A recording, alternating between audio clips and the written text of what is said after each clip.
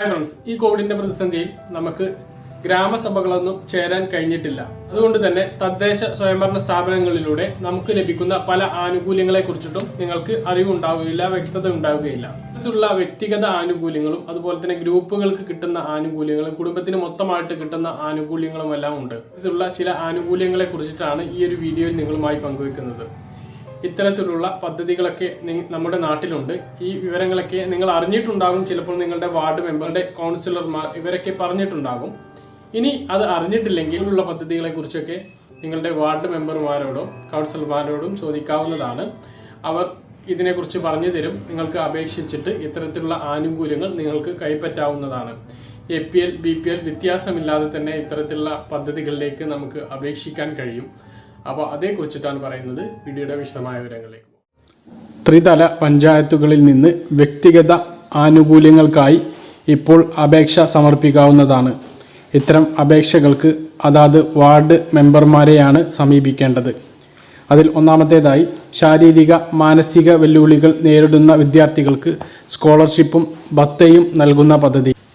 രണ്ടാമത്തേത് വൃദ്ധർക്ക് കട്ടിൽ വിതരണം. മൂന്നാമത്തേത് ഭിന്നശേഷിക്കാർക്ക് വൈകല്യ നിവാരണ ഉപകരണങ്ങൾ വാങ്ങുന്ന പദ്ധതി. 4 വനിതകൾക്ക് കറവ പശു വളർത്തൽ പദ്ധതി. 5 ക്ഷീര കർഷകർക്ക് പാലിന് സബ്സിഡി നൽകൽ. 6 കന്നുകാലി പരിപാലന പദ്ധതി. 7 കറവ പശു കാലിത്തീറ്റ വിതരണ പദ്ധതി. 8 മുട്ടക്കോഴി വിതരണ പദ്ധതി. വനിതകൾക്കാണ് അത് ലഭിക്കുക. 9 വീട് വാസയോഗ്യമാക്കൽ. 10 അംഗീകൃത ക്ലബ്ബുകൾക്ക് സ്പോർട്സ് കിറ്റ് വിതരണം. 11 വ്യക്തിഗത കക്കൂസ് നിർമ്മാണം. 12 ബയോവിൻ വിതരണ പദ്ധതി. ഇപ്പോൾ പറഞ്ഞത് ജനറൽ വിഭാഗത്തിന് ലഭിക്കുന്ന വിഹിതങ്ങളാണ്. എല്ലാ ആളുകൾക്കും അപേക്ഷിക്കാൻ കഴിയുന്നതാണ്. ഇനി പറയാൻ പോകുന്നത് SC/ST വിഭാഗത്തിന് മാത്രമായി അപേക്ഷിക്കാൻ കഴിയുന്ന പദ്ധതികൾ. അതിൽ ഒന്നാമത്തേത് SC/ST യുവതികളുടെ വിവാഹത്തിന് ധനസഹായം നൽകുന്നത്. SC/ST കുടുംബങ്ങൾക്ക് വാട്ടർ ടാങ്ക് വിതരണം ചെയ്യുന്നു. SC/ST ബിരുദ പ്രൊഫഷണൽ വിദ്യാർത്ഥികൾക്ക് ലാപ്ടോപ്പ് വിതരണം. SC/SC വയോജനങ്ങൾക്ക് കട്ടിൽ വിതരണം. വനിതകൾക്കുള്ള കറവ പശു വളർത്തൽ പദ്ധതി SC/ST വിഭാഗം, അത് സ്പെഷ്യലായിട്ടുണ്ട്. അത് ജനറൽ വിഭാഗത്തിലുമുണ്ട്. വീട് വാസയോഗ്യമാക്കൽ, അതും ജനറൽ വിഭാഗത്തിലുമുണ്ട്. SC/ST വിഭാഗത്തിൽ അത് പ്രത്യേകമുണ്ട്. ഇനി പറയുന്നത് ജില്ലാ പഞ്ചായത്തിൽ നിന്നും ലഭിക്കുന്ന ആനുകൂല്യങ്ങളാണ്. അംഗപരിമിതർക്ക് 3 ചക്ര വാഹനം. SC/ST ഡിഗ്രി PG പ്രൊഫഷണൽ കോഴ്സുകൾ പഠിക്കുന്ന കുട്ടികൾക്ക് മൊറിറ്റോറിയസ് സ്കോളർഷിപ്പ്. SC/ST വിഭാഗം ഗ്രൂപ്പുകൾക്ക് ശിങ്കാരി മേളം വിതരണം. ഇത്തരത്തിലുള്ള അപേക്ഷകൾ ഗ്രൂപ്പായിട്ടും വ്യക്തിഗതമായിട്ടും അപേക്ഷിക്കാവുന്നതാണ്.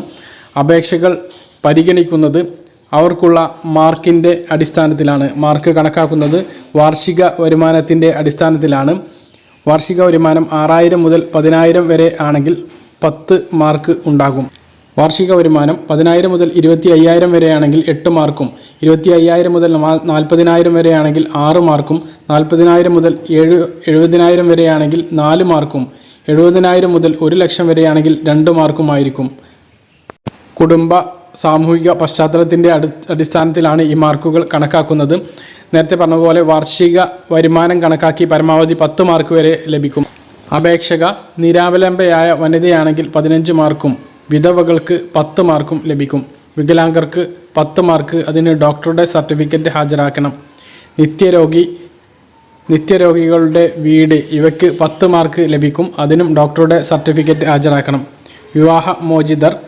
വിവാഹമോചിതരുടെ വീട്, ഇവർക്കും 10 മാർക്ക് ലഭിക്കുന്നതാണ്.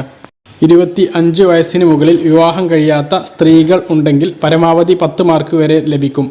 ഒരു അംഗമാണെങ്കിൽ 5 മാർക്കാണ് ലഭിക്കുക. കുടുംബത്തിൽ പരമാവധി 2 പേരുടെ മാർക്കാണ് ഇത്തരത്തിൽ പരിഗണിക്കുക. തൊഴിലുറപ്പ് പദ്ധതിയിൽ പ്രവൃത്തിയിൽ ഏർപ്പെടുന്ന ആളുകൾക്ക് 10 മാർക്ക്, ഓല മേഞ്ഞ വീടിന് 10 മാർക്ക്. അപേക്ഷകരിൽ നിന്ന് ഇത്തരത്തിലുള്ള മാർക്കുകൾ കണക്കാക്കിക്കൊണ്ട് മുൻഗണനാ പട്ടിക പ്രസിദ്ധീകരിക്കും. ഓരോ പദ്ധതിയിലും നിശ്ചിത എണ്ണത്തിലുള്ള ഗുണഭോക്താക്കളെയാണ് തിരഞ്ഞെടുക്കുക. പറഞ്ഞ കാര്യങ്ങൾ കൃത്യമായിട്ട് മനസ്സിലാക്കാമെന്ന് കരുതുന്നു. ഇതുപോലുള്ള ആനുകൂല്യങ്ങളൊക്കെ നേടിയെടുക്കുക. നിങ്ങളുടെ വാർഡ് മെമ്പർമാരോടോ കൗൺസിലർമാരോടോ ബന്ധപ്പെടുക. അപ്പോൾ ഈ വീഡിയോ ഇഷ്ടമായിട്ടുണ്ടെങ്കിൽ ലൈക്ക് ചെയ്യുക. ആദ്യമായി കാണുന്ന സുഹൃത്തുക്കൾ ചാനൽ സബ്സ്ക്രൈബ് ചെയ്ത് ബെല്ലൈക്കൺ എനേബിൾ ചെയ്ത് വെക്കുക. മറ്റൊരു വീഡിയോയുമായി നമുക്ക് വീണ്ടും കാണാം. ഇതുവരേക്കും ബൈ.